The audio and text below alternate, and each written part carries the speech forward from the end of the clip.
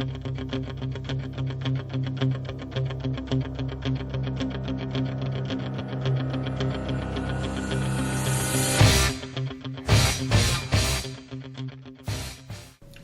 to Eye on the Tigers News. I'm Amber Mashuk.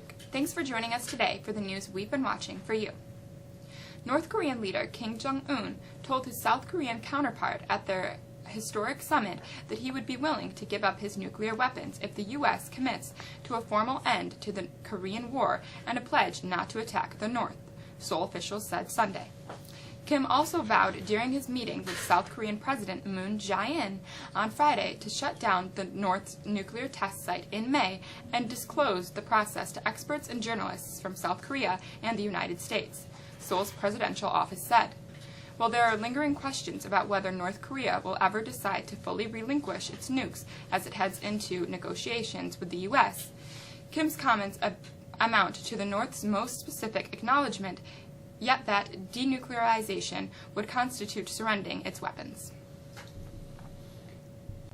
A group of Central Americans who journeyed in a caravan to the U.S. border resolved to turn themselves in and ask for asylum Sunday in a direct challenge to the Trump administration, only to have U.S. immigration officials announce that the San Diego crossing was already at capacity.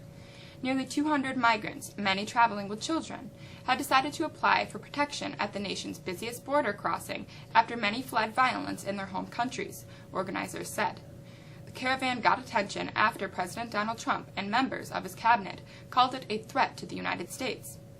Shortly before the migrants were expected to arrive, U.S. Customs and Border Protection said San Diego's San Ysidro crossing would not immediately be able to handle more asylum seekers. It can hold about 300 people at a time, and officials had been warning that it might fill up. The reviews are in. President Donald Trump gave a thumbs down Sunday to the comedian who roasted his chief spokeswoman at the annual White House Correspondents Association dinner, offending present and past members of his administration, including one who walked out in protest. The organization's leader said she regretted that Michelle Wolf's routine may end up defining an evening that was designed to rally around journalism. WHCA President Margaret Tlaib said she has, quote, heard from members expressing dismay with the entertainer's monologue and concerns about how it reflects on our mission, end quote. She said she will work with the incoming president of the group and take comments from other members on their views, quote, on the format of the dinner going forward, end quote. Trump joined in the criticism, quote, everyone is talking about the fact that the White House Correspondents' dinner was a very big, boring bust. The so-called comedian really bombed, end quote, Trump tweeted Sunday. The president, who regularly lobs sharp attacks at the news media, including individual news organizations and reporters, declined to attend the Journalism Awards dinner for the second consecutive year.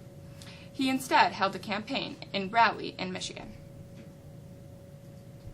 T-Mobile and Sprint reached a $26.5 billion merger agreement Sunday that would reduce the U.S. wireless industry to 3 major players. That is, if the Trump administration's antitrust regulators let the deal go through. The nation's third and fourth largest wireless companies have been considering a combination for years, one that would bulk them up to a similar size as industry giants Verizon and AT&T. But in 2014, the attempt fell amid resistance from the Obama administration. The combined company, to be called T-Mobile, would have about 127 million customers. Consumers worry a less crowded telecom field would result in higher prices, while unions are concerned about potential job losses. A whole lot of superheroes added up to a whole lot of ticket sales. The superhero smorgasbord, Avengers Infinity Wars, opened with predictable shock and awe, earning $250 million in box office over the weekend and edging past Star Wars: The Force Awakens to set the highest opening weekend of all time. Infinity War, which brings together some 24 superheroes in the 10-year accumulation of Marvel Studios' cinematic universe, also set a new global opening record with $630 million, even though it's yet to open in China, the world's second largest movie market. It opens there May 11th. According to the Walt Disney Company's estimates Sunday, Infinity War overwhelmed the previous global best, The Fate of the Furious, with $541.9 million, but narrowly topped The Force Awakens in North America. The Star Wars reboot debuted with $248 million in 2015, which would translate to about $260 million, accounting for inflation. We've got some real changes to our weather beginning tonight, and it should mean smiles all around. Here's Jolie with the forecast.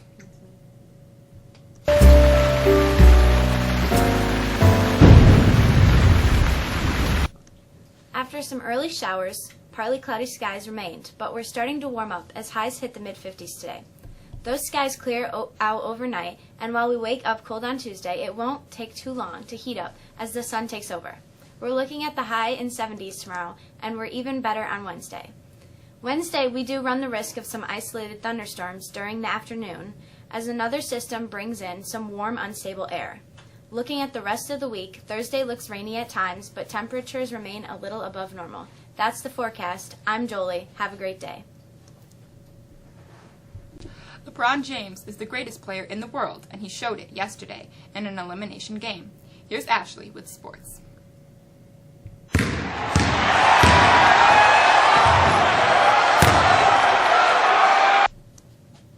LeBron James wasn't ready to go home or to Philadelphia or Los Angeles.